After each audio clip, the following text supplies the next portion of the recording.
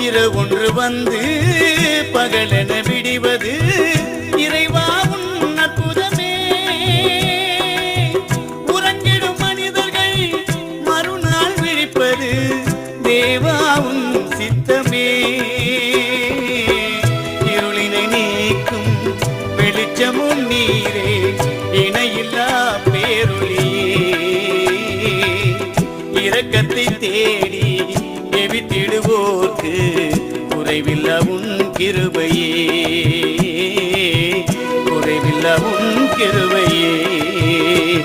அதிகாலையில் தினம் தேடினாள் உம்மை கண்டடைவார்கள் தேவா.